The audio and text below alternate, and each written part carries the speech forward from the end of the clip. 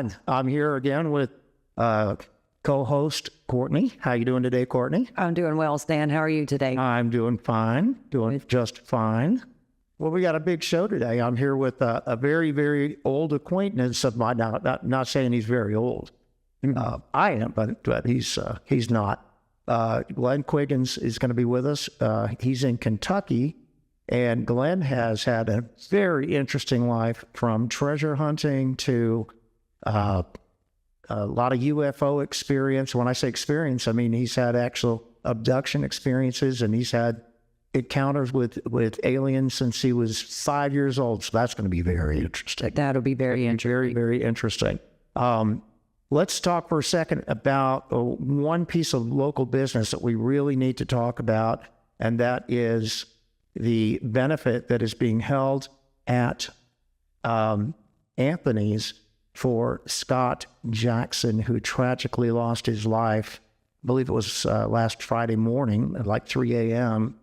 when the trailer that he, his wife, and 3 children were living in caught fire and just burned to the ground.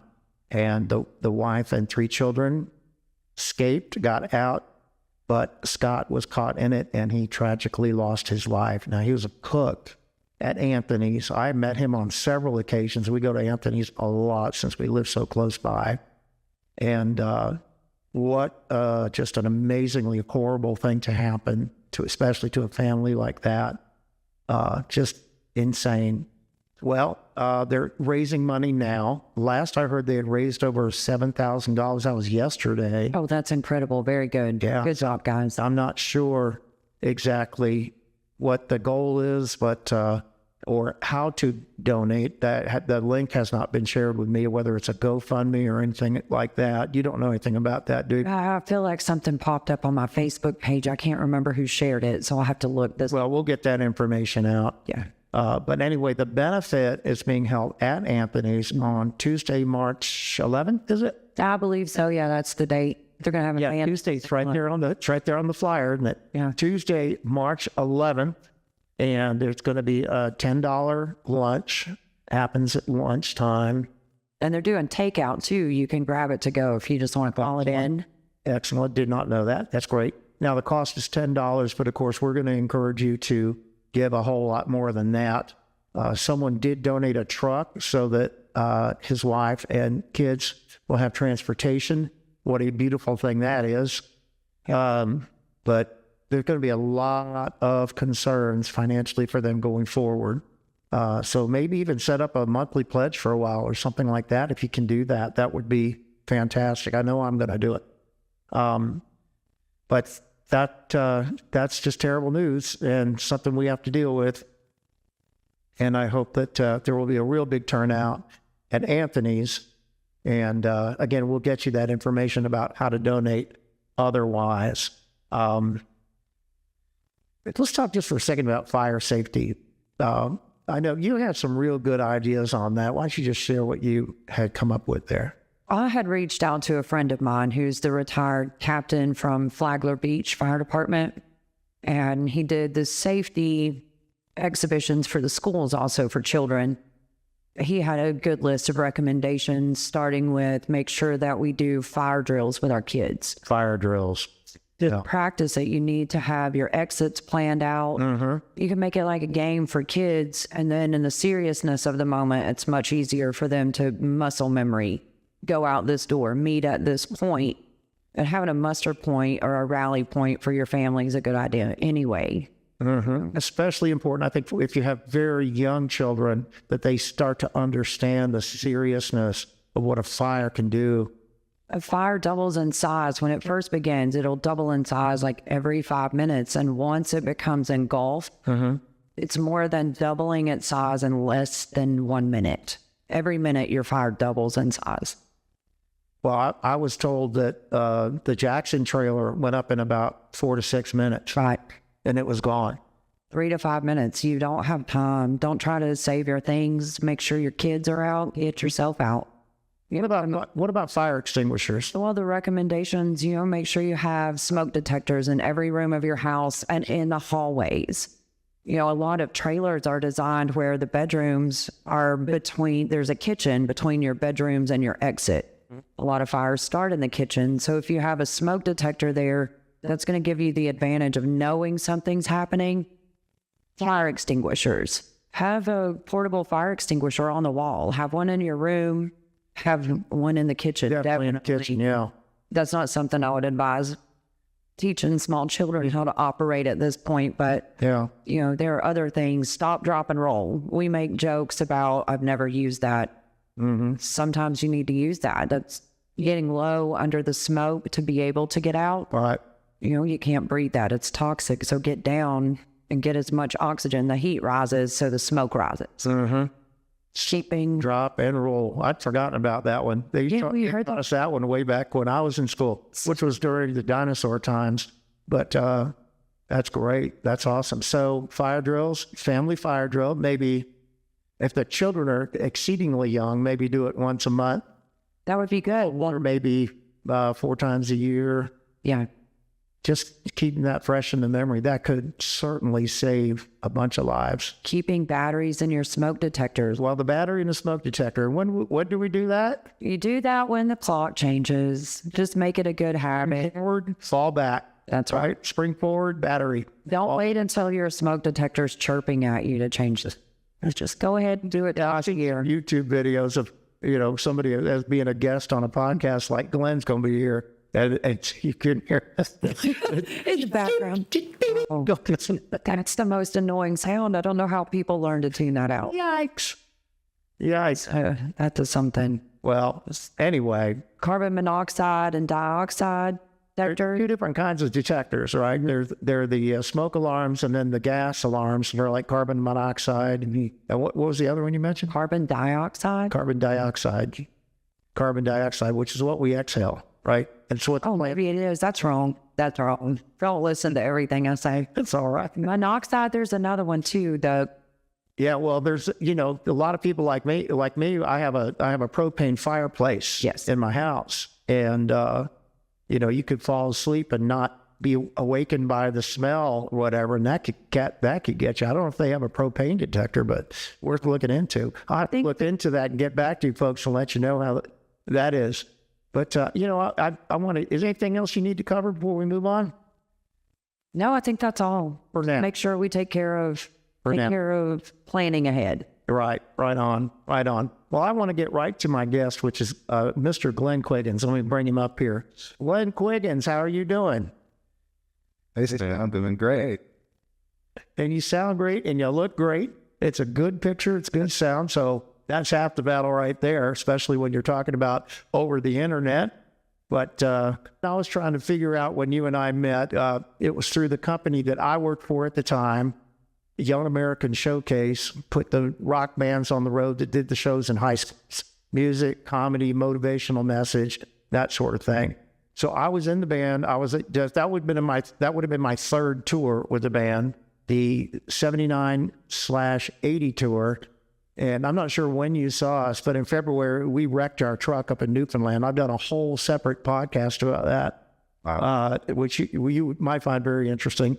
Definitely. But really, really, really bad time. Nobody got hurt. Amazing. Flipped the truck off the road in the middle of a blizzard, onto its side, into a rocky field, and nobody got hurt. Yeah. It was one of the old bread trucks, one of the step vans, right? We didn't have an Iveco like some of the other guys did, but we were. We lost my back. It was one time. Oh, I remember that story. It passed you up, right? The wheel passed you up, Right. That's what I wrote. And there was a wheel. Wait a minute, I was in that truck, wasn't I? You probably were, yeah. Yeah, I might have been driving. Yeah. It's very possible. So anyway, you saw the band, you enjoyed the show, and then I guess you and I spoke after the show. Is that right? Yeah. I was your stage hand. The show. So you set up here, tear down. That helped. There you go. That was out. Well, we always got a stage crew from the schools. It's usually like a gym class or something. The guys go, like a bunch of Marine grunts or something. They help us set up and tear down. Now we had world record setups and tear downs. This is a full band. and we put together a drum riser from cafeteria tables. And I don't want to get too far into that, but you helped me out. You were on the stage crew. You helped me set up and break down the drums, correct? That's correct. And then we hung out. You were a senior in high school at the time? No, I was probably I think I was a sophomore. Yeah. So it was a couple of years before you got into Showcase. But you and I talked about the fact that everybody in the band was a Christian, and I talked about how you could become a Christian, and we did the whole thing, right? That's right. Yeah. So were you were inspired then to audition for Young American Showcase a few years later when you were out of high school? And actually, I auditioned. I auditioned before I got out of high school over telephone. I was a junior, and so I auditioned over the phone, and I was a senior. I auditioned over the phone, and whoever was maybe last or somebody was like, yeah, that's great. As soon as you graduate, we'll have a spot for you. Come on down. Well, we had Lance. Before Lance, it was Roscoe Cooper, who I currently work with. Now I still work with him. Lance came in and did it for a long time, and then Brent Woody took over. And I think by the time you come in, it might have been Brent, but I don't remember for sure. My little sketchy. I don't remember what I had for breakfast. So, there's that. Yeah, I just remember they asked me if I could make a tape, and I didn't have any way to make a tape, but I was like, I can play for you right now over the phone. My drums are right here. So he was like, okay. So I just went and played for 5 minutes or whatever. So you came in what year? 81, 82, or 83? 82, yeah. So you came to rehearsal camp where we put the bands together in 82. And you were also, now, I don't know how you feel about this, Glenn, but you were the pretty boy in the band, what we called the pretty boy in the band. Right? That's correct. The drums, and when we did the assembly program, we'd always do a song that would be like a ballad, and in the 80s, there's probably some kind of hair metal ballad. And yes. And you were the pretty boy, but you couldn't do it from the drums because there's a whole routine there. So it would be in the middle of a medley of songs. You would jump down from the drums. And who got up and played drums for you? Tom Caffey. Tom Caffey. Of course, he was multi-instrumentalist. Tom Caffey from Hollywood, California. And great guy. I love that guy. And his sister was Charlotte Caffey of the Go-Go's. That's correct, yeah. That does? Little Carl, yeah. Yeah. Anyway, to make a long story even longer. The real reason why you're going to say the girl out. Yeah. Come down. You would do what we called sing to the girl. You get up and you sing a verse of the song, verse, chorus, or something like that. And then you put the mic down. You run out in the audience and you look for a girl and you take her by the hand. You pull her up on stage and you would sing to her. That was what we called sing to the girl. It was always part of the show. And of course, the women fell in love with the whole band, but particularly you. And then they would buy a ticket and they'd come back and see the night show. That's pretty much how it worked. Yeah. I'm sorry you got a little delay here, but it's all right. The audience understands. It even happens with the big time news folks and stuff. We get that delay, but it's all good. So, Glenn, now with the three of us all here on the screen, you need to let me know exactly what's going on in your life. What's happening with you currently, or just Just give us a little background. Where are you in Kentucky? Okay, I'm surrounded by the Daniel Boone National Forest, the Cumberland Buttes. Daniel Boone National Forest, very good. Yeah. And are you professionally retired? I am professionally retired. I still do some soundtrack stuff from home and kick around in my studio. Glenn, I'm going to get you started off. You have been a musician, an entertainer, a singer, a songwriter. Keep it going. Let me know. You did a bunch of stuff. Give me the little resume. Okay. Model, Brad Holly agency, and archaeologist. Yep. and an historian, and made some discoveries in Kentucky that rewrote the history of Native Americans in Kentucky. That was spread across the road upper that discovery. And all the treasure hunting, treasure hunting, Lord, Melfisher, Kingfisher, and then the treasure hunting here for lost silver, gold, and old silver mines. You know that our fearless leader in Young American Showcase, Lowell Lytle, who is now 93 years old. I don't know if you've been following what's been going on with him, but I believe he knew Mel Fisher. He knew Mel Fisher. You know, they built Showcase built 2 ships. We built the Santa Maria. It sailed the intercoastal waterways till it burned to the ground, burned to the water, I guess.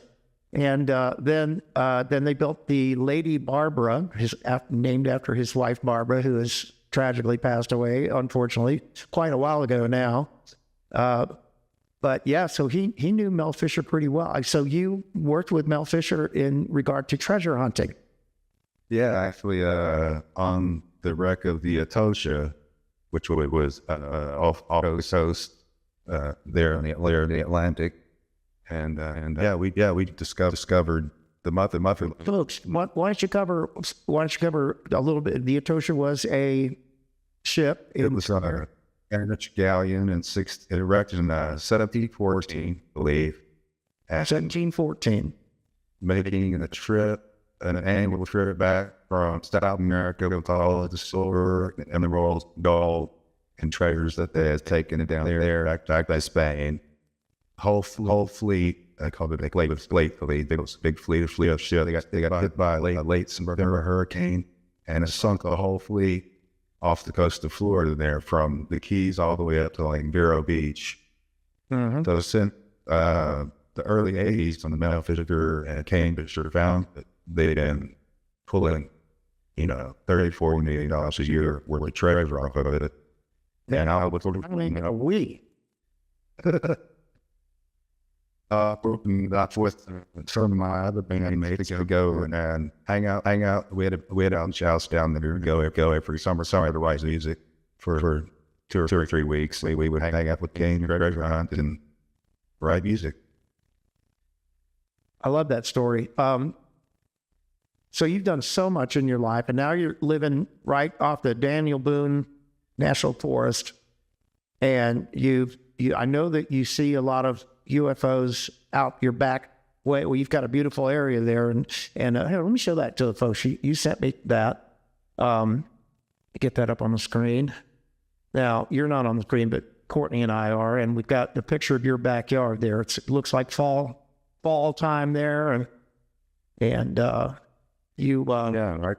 And the space right in those trees is where the UFOs hover every night, every morning. Yeah. Okay. Well, let's say UFOs. You're talking about the orbs, basically the white orbs that kind of translucent. They change color. Yeah, that orb, and then there's also a triangle also. And usually the triangle will show up about 3 a.m. and the orb will show up at night dusk. But occasionally the triangle will be there at dusk. I had told you as we were preparing for this show, I told you that I've been into the whole UFO scene my whole life.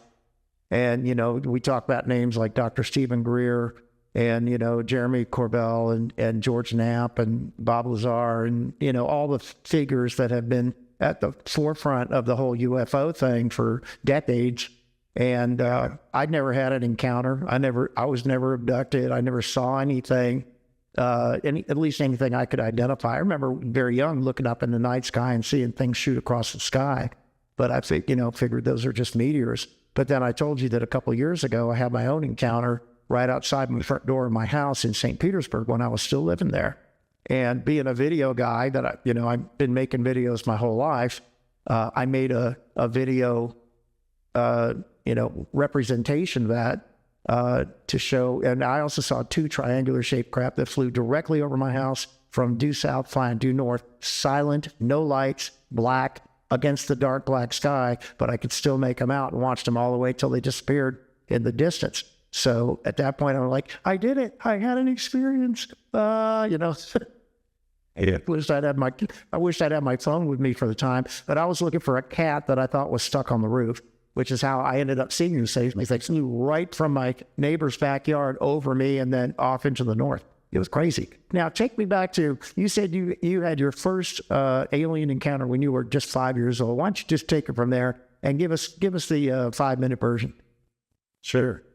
So, 5 years old, in Lexington, Kentucky, I would wake up in the middle of the night, and there would be a grass outside my window.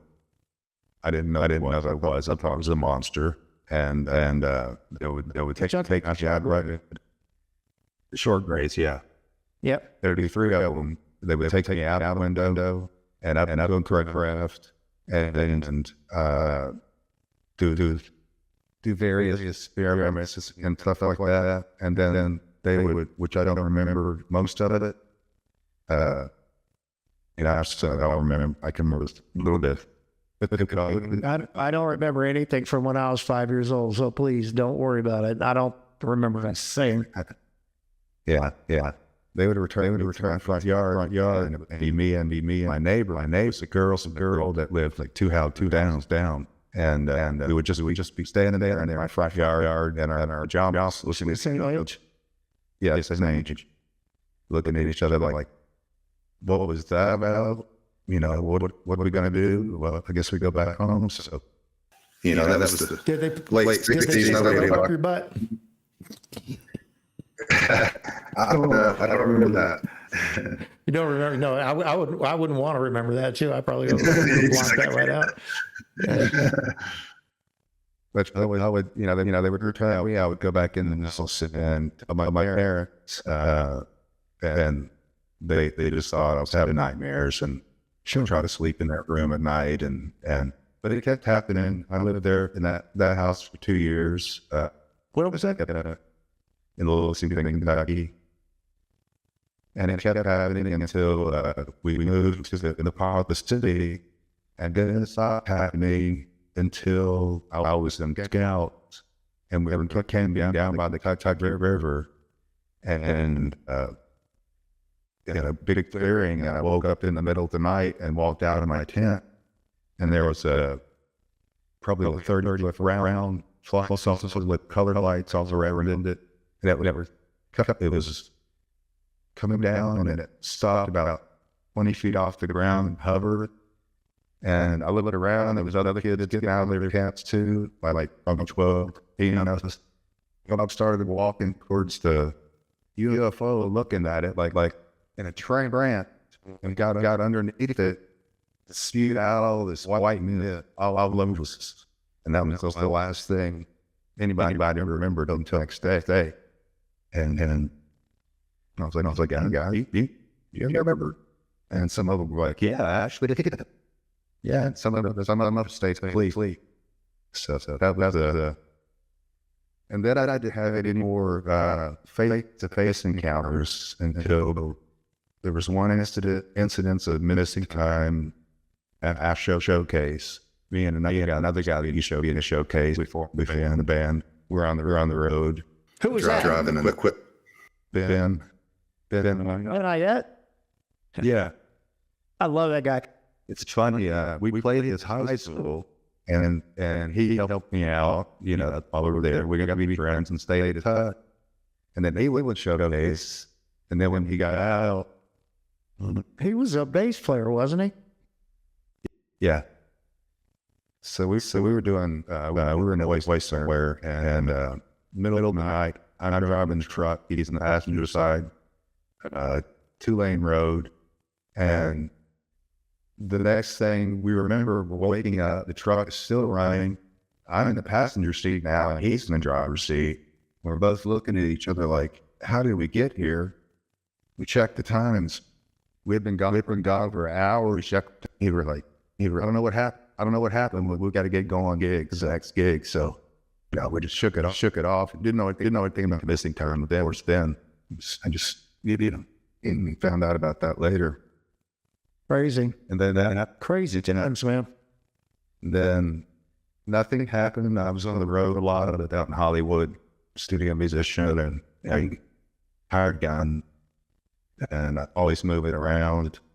And then when I moved back into Kentucky in my early 30s, and that's when I started having experiences again at this local cave that I go to, just to hang out in camp. That was when it picked back up. I understand you've got some friends, some buddies, and they'll come over and hang out. Then you just wait for the orbs to come out and just check them out, watch them. Let's go through some of your pictures here now. Okay, so why don't you just give a description of that and tell me when to move to the next one? Yeah, that's the forest behind my house, and in the space between the trees, that's where they'll stay. We're just talking about the white orbs that hang around, and they kind of move back and forth slowly and up and down. I've seen a lot of videos of that stuff. Yeah, and it changes color, all different colors. Right. Now you've got some video of that. We'll get to that in a minute. Okay. Now what are we looking at? What are we looking at here? That's an orb. Yeah, that's the daytime that first showed up, and it just stayed in that general area for about 2 hours, and went off to flew off to the north. Just a bright light in the sky, basically. But they move all around, don't they?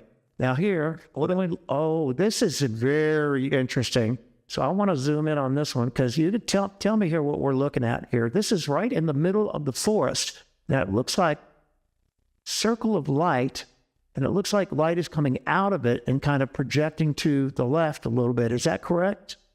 Yeah, it's right at dusk, starting to get dusk in the middle of the woods in the forest behind the house in that valley.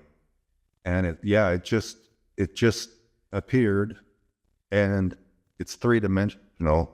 Like you can see the trees, you can see trees kind of in it, trees in front of it. Yeah, it just happened to take a picture at the right time. Now you had caught this a portal. That portal opened up right in the woods right there. Right. And I've had different people tell me they've seen different things in it. And so I started to look at it, and I was like, okay, yeah, I can see something's traversing. You did your own close-up of it there, but yeah, that is super wicked cool. There's a nice shot of an orb, but we've got some really good ones coming up here. You've got a couple of video clips. Now, this looks like an orb, and it looks like you're shooting a laser at it. Yeah, that's a triangle. And I had 12 people here, a film crew, shooting a documentary. And Triangle UFO. Yeah, I had a film crew here, 12 guys filming a documentary. And I told them early in the day when we were shooting some interview segments about the UFOs, and that they would show up at dusk. You can see the three lights on each corner. We were taking a break at filming out back, and the only skeptic in the group walks out into the yard and goes, "Hey, there's the UFO, and it's right where Glenn said it would be." Yeah. So everybody ran out. They'd already put the cameras, like, but people grabbed their phones, and then they went and broke out the cameras, and I got the telescope out, and we filmed it for like 2 hours. And it will be in this particular, let me be clear, this particular orb hung around for 2 hours. Yeah, it's a triangle. It has a big 3 or 4 meters. Yeah, and then the lot of different colors. This is the spherical UFO. The spherical UFO that shows up every night, and it will hover in this area for a couple of hours and flash all colors. And I pulled out my telescope for this and put a phone up to it and started recording. And you can see it moving, like the telescope is, but it go behind the trees. And then I would have to reposition the telescope. And yeah, did that for a couple of. Yep.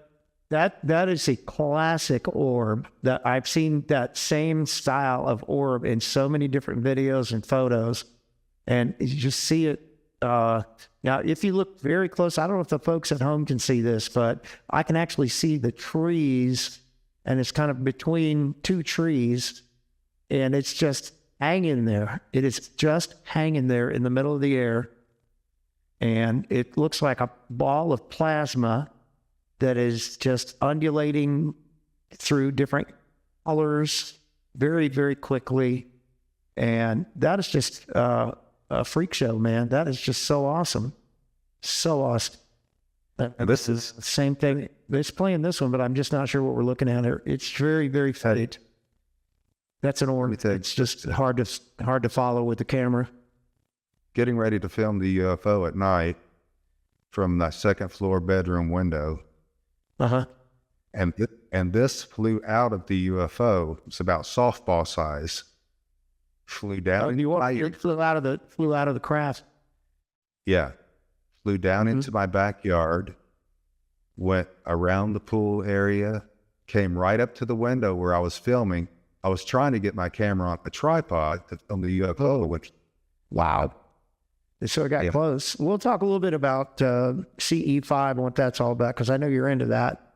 But I recently saw a very recent video of a flying saucer, a craft, and a whole bunch of these orbs came out of the craft and then just kind of dispersed and hovered slowly.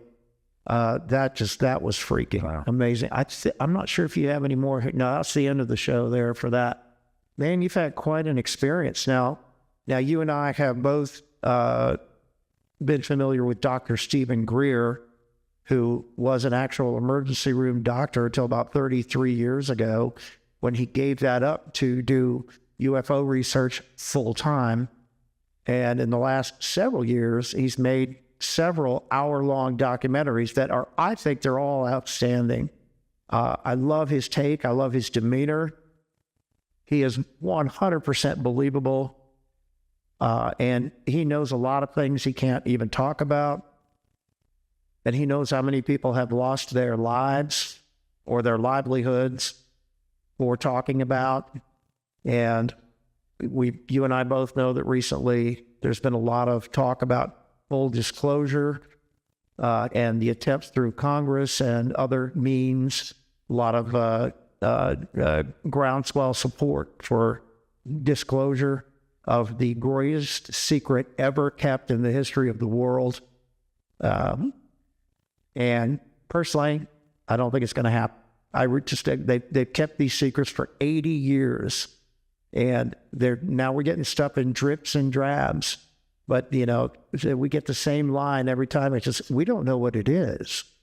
And anybody who has followed George Knapp, the great reporter, he's quite elderly now, but he's still doing it, and he's sharp as a tack, too.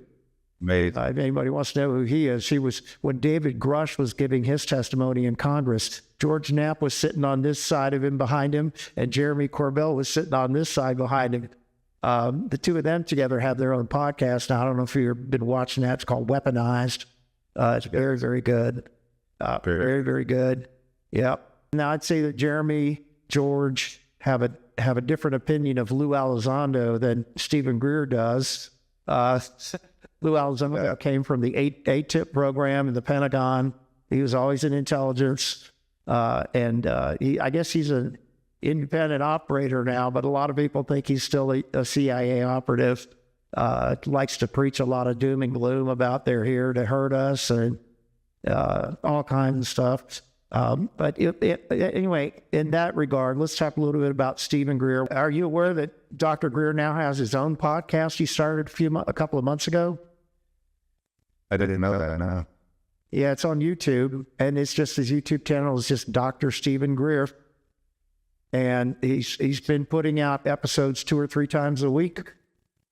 And if you're familiar with Greer and you've been listening to him for a long time, it's all the same stuff. But he does give updates. He does give updates on new things that are happening in regard to disclosure and what might be coming our way. And honestly, I think after all these years of him doing it and devoting his entire life to it, and everybody he has met, everyone he has interviewed, all of the pictures and videos and background that he has collected and he cannot share because it's all classified and he's not supposed to have it. I still think he's very optimistic that this could happen. I don't share that same feeling. I feel that our intelligence agencies are not good people. And considering all of the harm that they've done to humans, including Americans, over the last decades, and, everybody can look into that on their own accord. But I just don't feel, especially when you look at guys like, he's not even CIA, he's FBI, this James Dougherty, who was the agent in charge at the FBI field office in New York, refusing to give all of the Epstein evidence to our own Attorney General, Pam Bondi.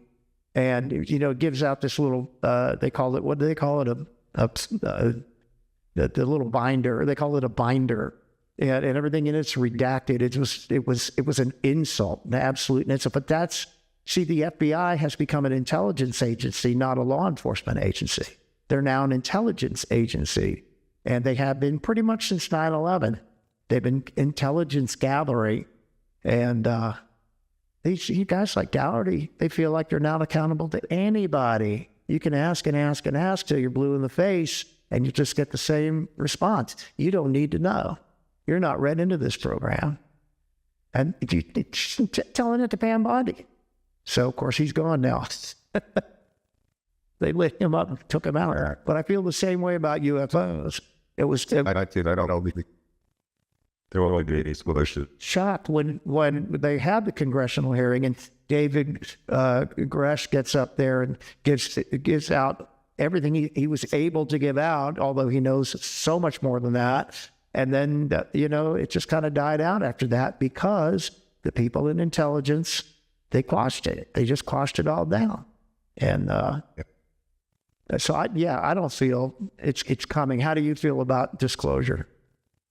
I think disclosure is coming. I think it's up to people to, like Dr. Greer and other folks to, or get their information out to people that way, because the government's, that's not their business, Well, we know that especially the CIA, has a long trail of dead bodies behind it, a long trail. Are you working toward anything in regard to the UFO phenomenon? Yeah, actually, I'm working forward. Not talking about it anymore. But just for the times we're such old friends. Yeah, after I did, I totally get that. I did a really, really big, huge radio show that's been around for 50 years. I've had visits and military personnel, wanting to know what I know, and yes, I just decided, especially after hearing some more stories from Greer and other guys, that I probably not going to but I'm saying or. I totally get it, because what's the point, right? Right. The whole read. I know. I very badly want to know, but it's not worth risking my life over to get to continue talking about it. But it's just a fascinating subject. We know it's out there. I've seen them myself. You've seen plenty yourself. And now, of course, everybody has a video recorder in their hand all the time. We're seeing a whole lot more. We're seeing things peeking out from under clouds. We're seeing things zooming past jetliners, all kinds of stuff.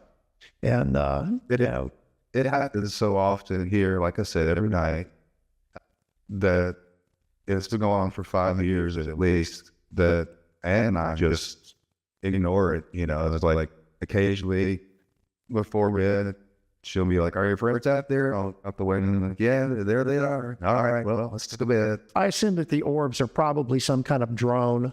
They're not piloted craft or anything like that. That's not an orb. It's not an orb. It's a giant sphere. It's giant.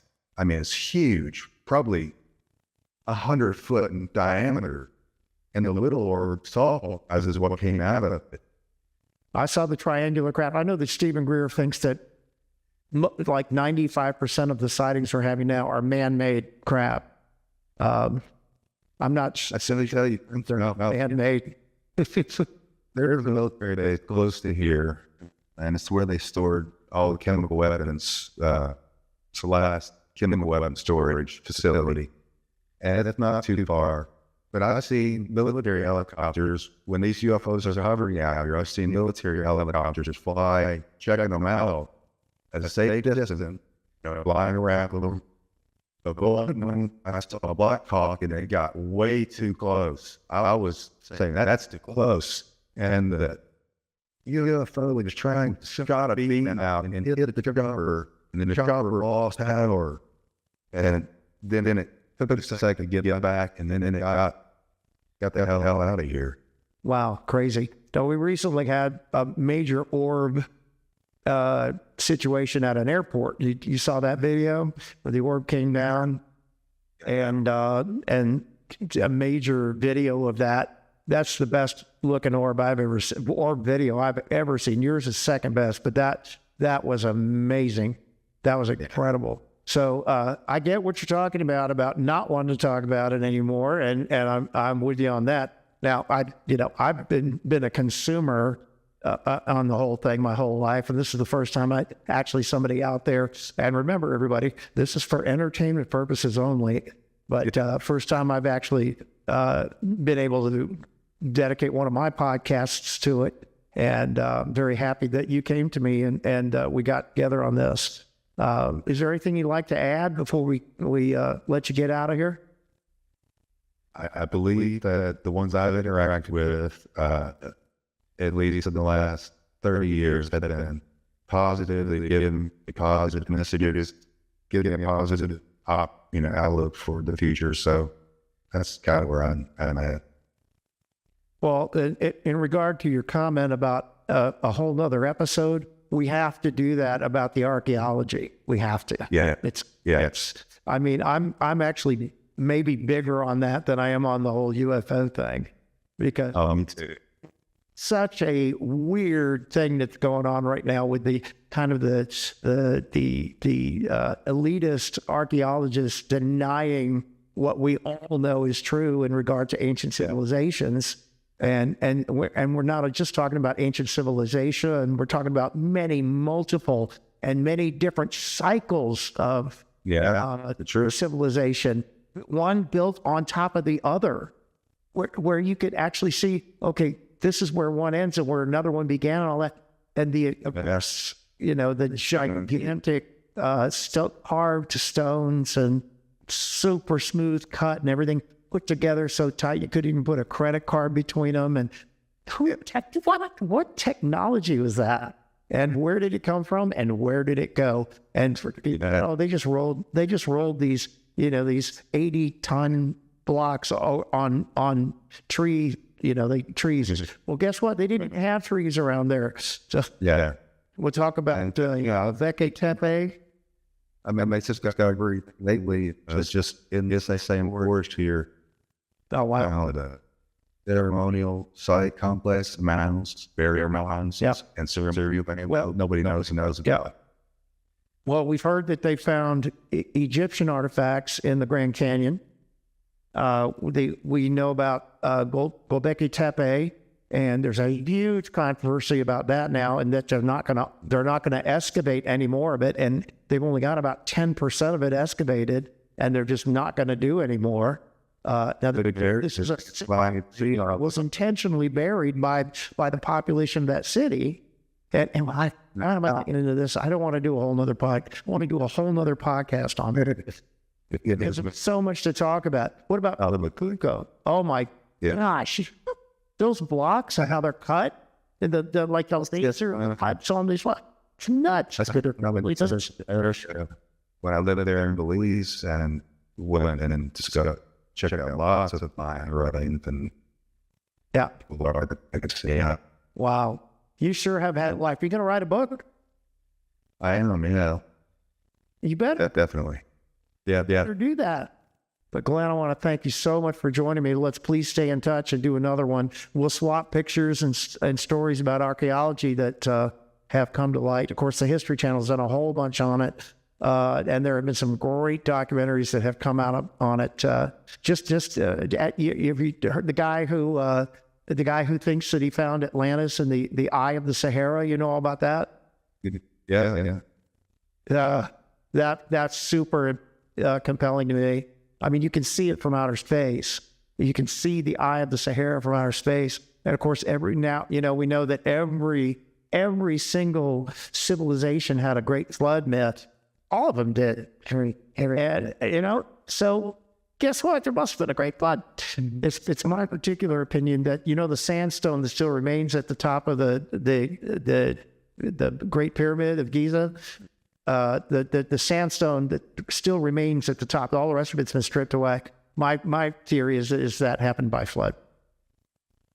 And that all the sandstone was washed off in the Great Flood, and except for the top of it, because the top of it was sticking out of the water. What do you think of that? Wow. That's a good theory. We'll never prove it. We'll never.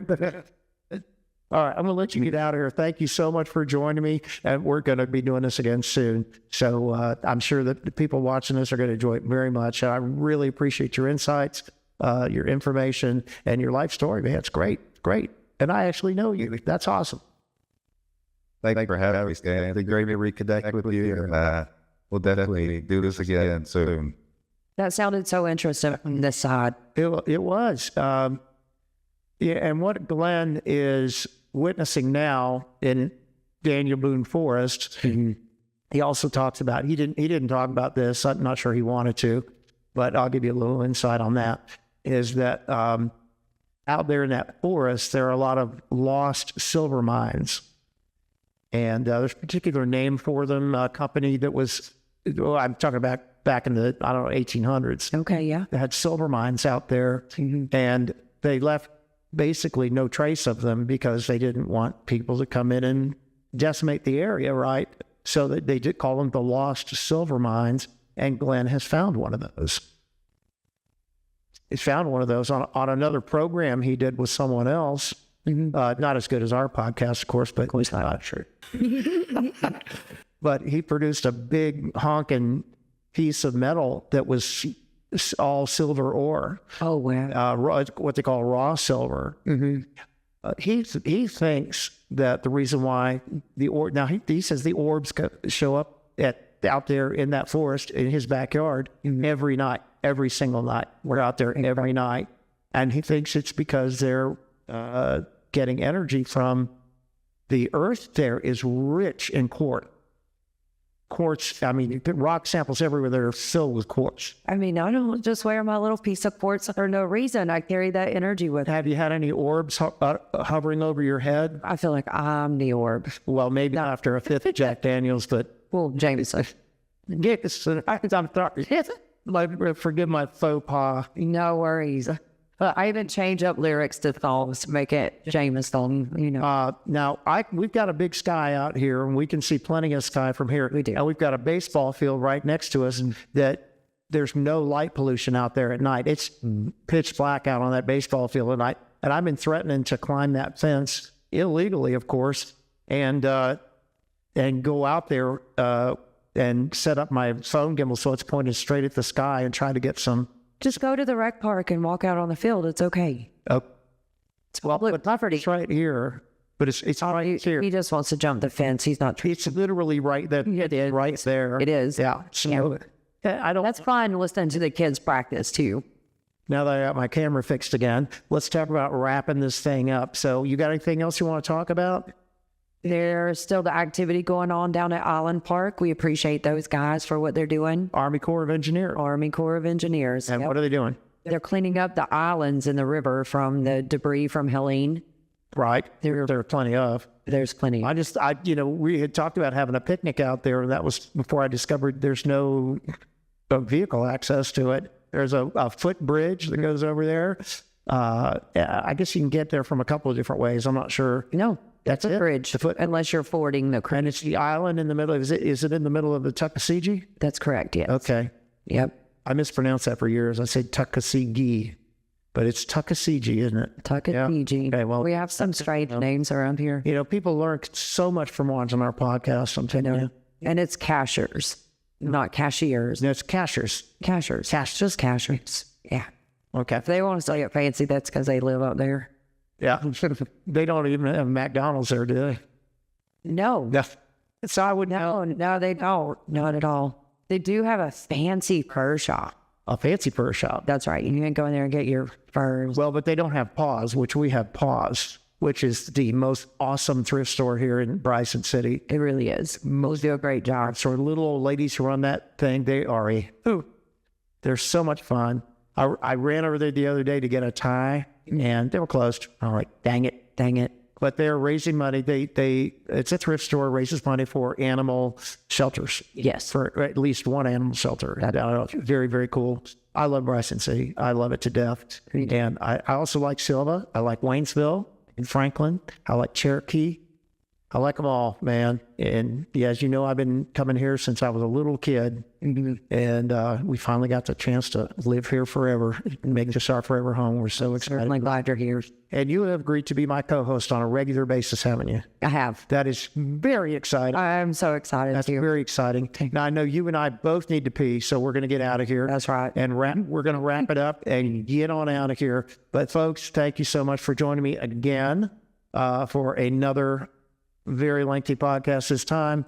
And we hope that you'll join us for the next one. We'll be back here, probably have a new one up on. Can you come back for another one early next week? Absolutely. All right, great. Well, you do that, and we'll have a new one up, and it'll be ripty-dipty, and you're going to love it. And with that, I'm going to say have a good one, and we will see you next time. And Courtney, put you back up there. Say bye-bye. Thanks, everybody, for watching. We'll see you next time. We will see you next time. Thanks very much. Bye-bye.